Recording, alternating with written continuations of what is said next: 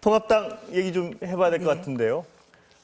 김종인 비대위원장이 들어온 뒤에 당 정체성을 둘러싼 논의가 일고 있습니다.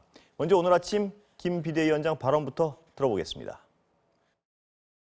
저는 이 보수라는 이 말 자체는 별로 좋아하지 않습니다.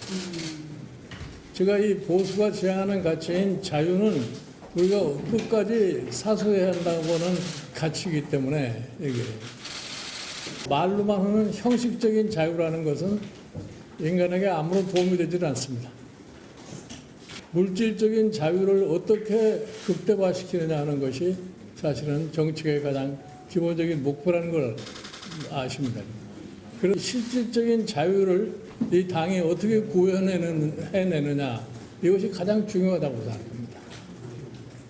즉 빈부의 격차는 계속해서 늘어나고 불공정은 계속해서 늘어나고 이러한 것들을 어떻게 우리가 잘 시작하느냐. 우리 약자를 어떻게 보호했을 적에 그 사람들로부터 물질적인 자유를 갖다가 만끽할 수 있게 해주느냐.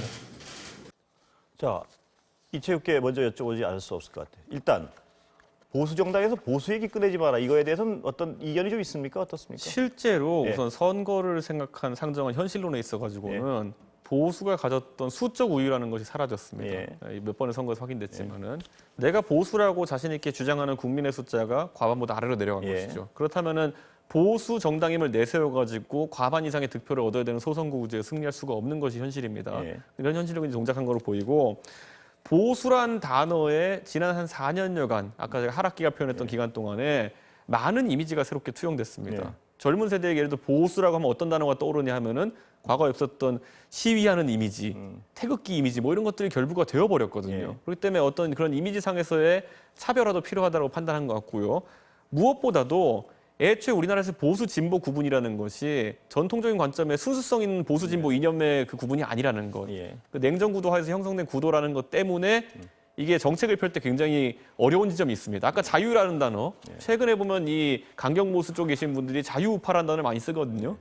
그래서 거기에 입안한 경제정책 이런 걸 요구하세요. 근데 들어가다 보면 나중에 또 가장 존경하는 대통령은 누구냐 그러면 박정희 대통령이에요. 그러니까 이런 미스매치 때문에 정치를 하는 사람들이 정책을 짠다든지 방향성을 설정할 때 굉장히 좀 철학적으로 오락가락하는 그런 판단을 내려야 될 때가 많아요. 그렇기 때문에 김종인 장관이 하는 말은 보수 진영의 지지자들이 생각하는 핵심 가치들은 살리되 그 보수라는 틀 자체에서는 좀 자유로워질 필요가 있다. 뭐 그런 얘기를 2012년부터 계속 해오셨기 자, 때문에. 그럼 하나 더 여쭤보겠습니다. 지금 말씀하신 김 비대위원장 말씀하신 것 중에 기본소득을 시사한 게 맞습니까? 저는 기본소득론은 아마 가볍게 접근하진 않을 것이다. 이렇게 보고요. 다만 2012년으로 되돌아가 보면은 기본소득의 가장 원안격이 될 수 있는 기초연금제도를 도입하는 데 이분이 역할을 했습니다.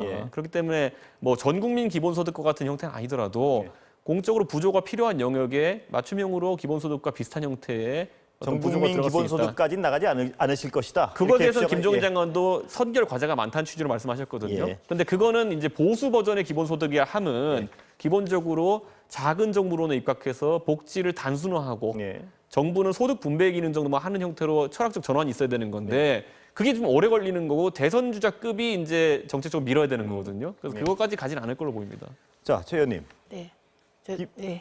비대위원장 저 어떤 기조랄까? 방향은 어떻습니까? 보시기에. 저는 굉장히 중요한 지적하셨다고 보고 우선 보수라는 단어가 본래는 품격, 안정성, 애국심 이런 겁니다. 그런데 지금 보수 그러면 제가 보기에는 막말, 태극기, 그다음에 색깔론 이런 거 같아요.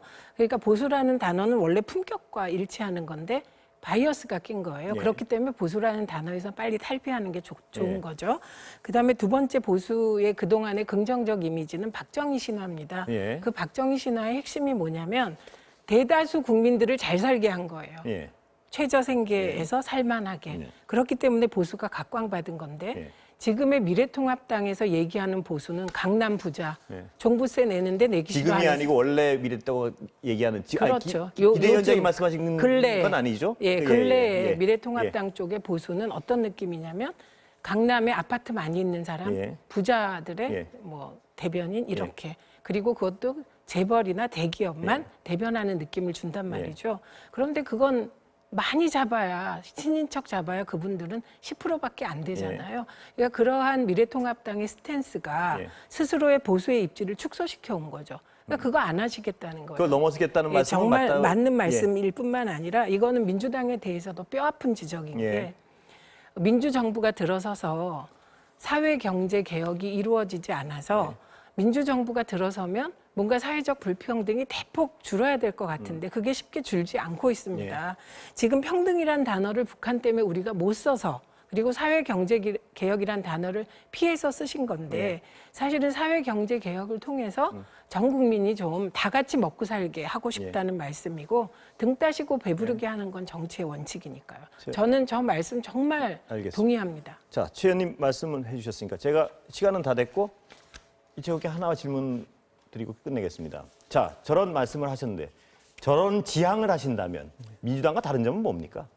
실질적으로 민주당에서 지금 좌표를 잡는 것을 보면은 뭐 기본소득을 이번에 재난소득 형태로 접근한 것도 그렇고 원래 민주당이 지난 대선에서 김종인 장관이 가운데 쪽으로 많이 끌어놨거든요. 근데 그런 모양새보다는 조금 더 좀 더 왼쪽으로 이제 많이 치우치는 모습을 보이고 있고 사법 체계나 이런 것에 대해 가지고도 대선 때 많은 국민들이 받았던 느낌보다 대수술을 하려는 좀 더 급진개혁적으로 가려는 모양새가 보이고 있어요. 근데 보수의 기본 가치가 뭐였냐? 아니면 또 미래통합당 정도의 위치에 있는 당들의 역할이 뭐냐면은 개혁을 하지 않겠다는 것이 아니라 돌다리도 두드려가면서 안정적인 개혁을 하겠다는 것이거든요. 결국 개혁에 대한 속도감 차이로 이게 분화가 될 것이다. 보는 경우가 많고 별 차이가 없어지는 거예요. 민주당의 본질적으로. 지금 이제 그 개혁에 대한 입장이라든지 경제 관점이라는 것들은 너무 급진적이다.